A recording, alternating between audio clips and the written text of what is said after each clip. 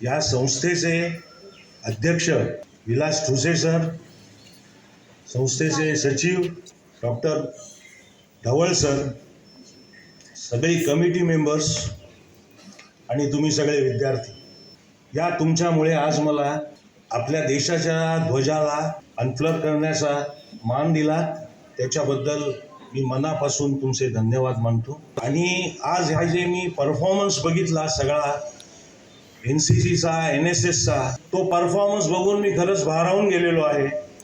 अतिशय छान खरंच मी म्हणतो या सगळ्यांसाठी एकदा जोरदार टाळ्या झाल्या पाहिजे। या सगळ्या विद्यार्थ्यांचं जे कोऑर्डिनेशन होतं, जे एनर्जी लेवल होती, ती प्रचंड छान होती आणि त्याच्याबद्दल मला खरंच त्यांचं कौतुक आहे। परत एकदा तुमच्या सगळ्या मुलींचं खूप मनापासून कौतुक।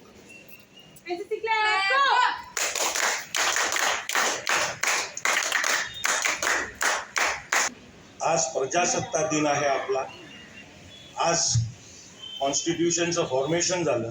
कॉन्स्टिट्यूशनची माहिती सगळ्यांनाच आहे, पण खरं सांगायचं झालं तर आजच्या दिवशी 1950 साली 1950 we got the vision for India. जसं सरांनी सांगितलं 47 साली स्वातंत्र्य मिळालं, पण काय करायचं देशाला माहिती नव्हतं। 1950 साली खरं देशाला विजन मिळालं आणि असंच आपल्या प्रत्येकाच्या आयुष्यात घडत असतं। आपण काहीतरी अचीव करतो, त्याच्यानंतर आपल्याला एका विजनची गरज असते। आज 1950 साली जी विजन देशाला मिळाली, त्याच्यामुळे आज आपण आपला देश जगात नाव काढतो आणि आपल्या देशाला सगळेजण आज मानतात। आपलं कॉन्स्टिट्यूशन 4 पिलर्सवर अवलंबून आहे, हे सगळ्यांना माहिती आहे। जस्टिस, फ्रॅटर्निटी, इक्वॅलिटी आणि लिबर्टी। कॉन्स्टिट्यूशन म्हणजे नागरिकांनी कसं देशात वागावं, या 4 गोष्टी आपण सिंपल वेने आपल्या रोजच्या आयुष्यात आपण वापरू शकतो, तसं आपण वागू शकतो। जस्टिस म्हणजे काय? आपण साधी गोष्ट करू शकतो, जिथे आपल्याला अन्याय दिसतोय त्याच्या विरोधात आपण जर आवाज उठवला तर आपण कॉन्स्टिट्यूशनच्या जस्टिसला फॉलो करतो, असं हे सिंपल गोष्ट आहे। फ्रॅटर्निटी, ब्रदरहुड, बंधुभाव, आपल्या कलीग बरोबर, आपल्या मित्रमैत्रिणींबरोबर ज्याला गरज आहे त्याच्यासाठी आपण जर मदतीचा हात दाखवला तर ते ब्रदरहुड आहे, ते आपण करू शकतो। त्याच्यानंतर इक्वॅलिटी आहे। इक्वॅलिटी, समभाव। आज या खरंच या मुलींनी एवढ्या जोशाने जे करून दाखवलं, त्याच्यामध्ये खरंच मी म्हणेन की यांनीच प्रूव्ह केलं की male female are not different in all the energy, all the things, and this way the equality is there and we can do the things. चौथं लिबर्टी आहे। लिबर्टी म्हणजे आपल्याला जर काही नाही कळलं, आपल्याला काही नाही पटलं, तर आपल्याला का हा विचारण्याचा अधिकार आहे। We have a right to ask why, and that is liberty. तर आपल्या देशात या कॉन्स्टिट्यूशनमुळे, आपण त्याचे नागरिक असल्यामुळे आपल्याला या कॉन्स्टिट्यूशनने पॉवर दिलेली आहे। पण आपल्याला एक लक्षात ठेवलं पाहिजे, स्पायडरमॅनच्या पिक्चरमध्ये एक मोठं वाक्य होतं, जे तुम्ही माझ्या मते सगळ्यांनी नेहमी लक्षात ठेवावं। With great power comes great responsibility. आज आपल्या संविधानाने आपल्याला ज्या ताकदी दिलेल्या आहेत, पण त्याच कशा वापरायच्या याची आपल्यावर खूप मोठी जबाबदारी आहे। जनरली 26 जानेवारी, 15 ऑगस्ट म्हटलं का आपण राष्ट्रगीत गातो, पण खरं देशप्रेम काय आहे? What is patriotism? Patriotism is a real true love for your own country. आता देशावर प्रेम म्हणजे काय? तर देशावर प्रेम म्हणजे आपल्या देशाला जर आपलं घर समजलो आपण, जसं आपण आपल्या घरावर, आपल्या घरातल्या वस्तूंवर, आपल्या सगळ्यावर आपण प्रेम करतो, तसं देशाला आपलं घर समजून जर आपण म्हटलं की हा देश माझं घर आहे, मी या देशासाठी सगळं काही करीन. एक छोटं एक्झाम्पल देतो माझं स्वतःचं. आज हे मी ड्रिल बघून मला आठवण झाली माझ्या कॉलेजच्या दिवसांची. मी पण एनसीसीत होतो. मला आरटी परेडला जायचं होतं. जे तुम्हा सगळ्या विद्यार्थ्यांना माहिती असेल, आरटी परेडला जाणं म्हणजे it's a pride of NCC to walk on that street on this day in front of. RD परेडसाठी काय मेहनत करावी लागते हे तुम्हाला माहिती असेल, पण आरडी परेड म्हणजे इट्स अ प्राईड. तर मला म्हणजे माझ्या कॉलेजमधलं एम होतं, मला डिफेन्सलाच जायचं होतं. I was wanting to become an air force pilot. So I joined NCC. Then I had given attempts for NDA, but I couldn't got through it. I always used to get clear in the written exams, पण SSB मध्ये मला नेहमी reject केलेलं आहे. 5 attempts दिले मी NDA चे, national defence अकॅडमीचे 5 अटेम्प्ट्स दिले. नंतर तुम्ही एज बार होता, तुमचं वय संपतं. Then I got graduate. त्याच्यानंतर म्हटलं सोडायचं नाही, डिफेन्स जायचंच, एअरफोर्स जॉईनच करायचं. Then I gave 4 attempts for CDSC, combined defence सर्व्हिसेसचे मी 4 अटेम्प्ट दिले. पण फॉर्च्युनेटली अनफॉर्च्युनेटली तेव्हाही मला सिलेक्ट नाही केलं. And I couldn't join the forces which was my the dream at that point of time. पण या सगळ्या प्रोसेसमध्ये, SSB प्रोसेस, NCC मध्ये आपण काय शिकतो ते मला जाणवलं. ते म्हणजे आपण फायटिंग स्पिरिट शिकतो. फायटिंग स्पिरिट म्हणजे काय, तर नाही की मारामारी करणं किंवा हे करणं. Fighting spirit is you fight with the odds which are happening in your life. तेव्हा असं वाटतं की अरे आपल्याला काहीच जमत नाही, आपल्याला यशच मिळत नाही. पण नाही, परमेश्वराने प्लॅन दुसरा ठेवलेला असतो. जर आपण परमेश्वरावर आणि आपल्या मेहनतीवर विश्वास ठेवला तर एक नाही दुसरं यश हे 100% मिळतं. See, because a officer in army is only in the uniform, but that uniform is not the officer is within. Those are called officers qualities. So officers quality साठी आपला प्रत्येक नागरिकाचं ती officers quality आली.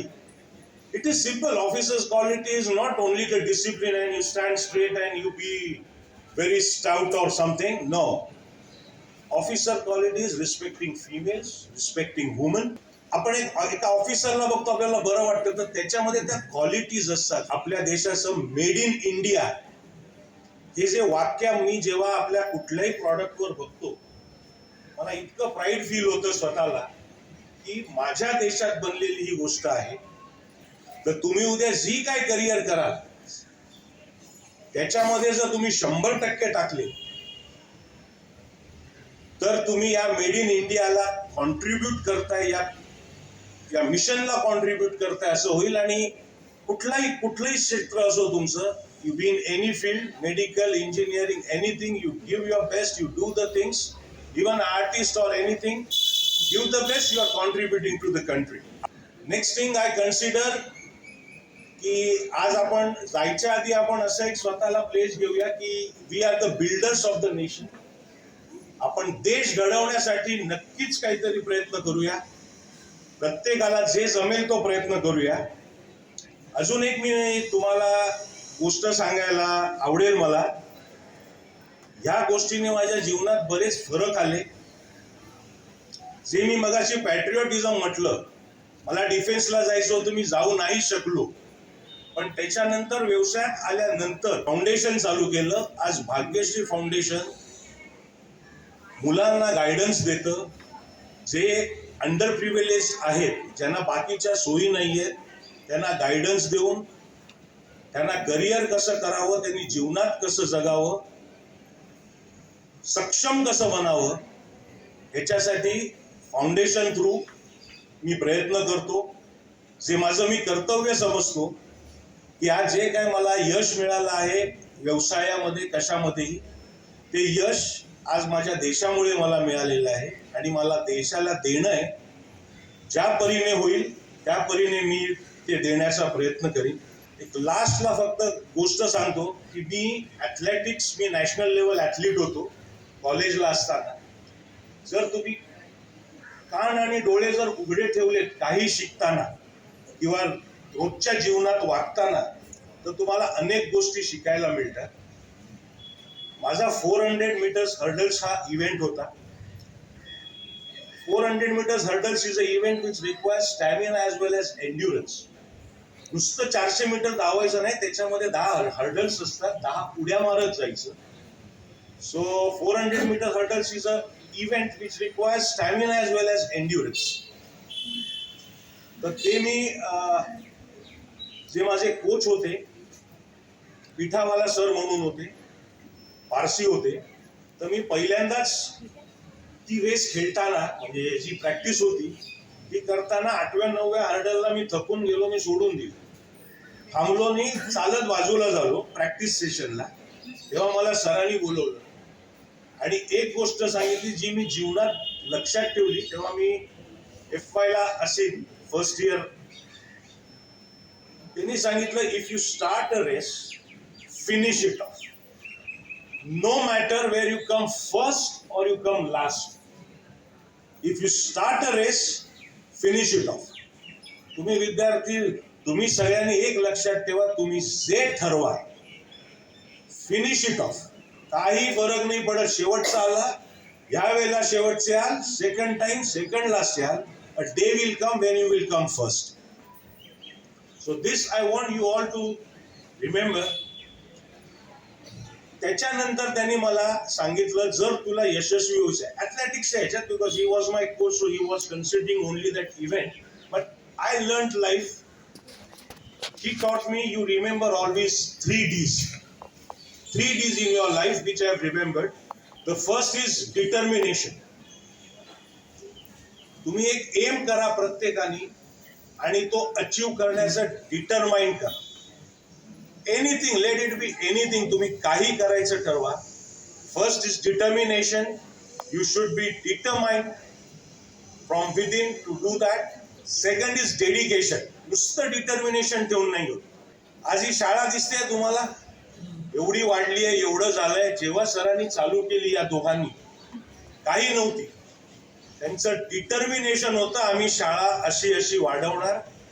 नुसतं त्यांचं डिटर्मिनेशन होऊन नाही झालं. त्यांनी त्यांचा वेळ सगळं दिलेलं. That is dedication. And the third D, which is most important, is discipline. If you don't have discipline in your life, you cannot achieve anything. So, to end my speech, I will tell you, you should remember 3 Ds in life, which I have told you. And once again, thank you very much. खूप आनंद झाला, खूप बरं वाटलं. And all the best to you all. Thank you very much. जय हिंद. भारत माता की जय.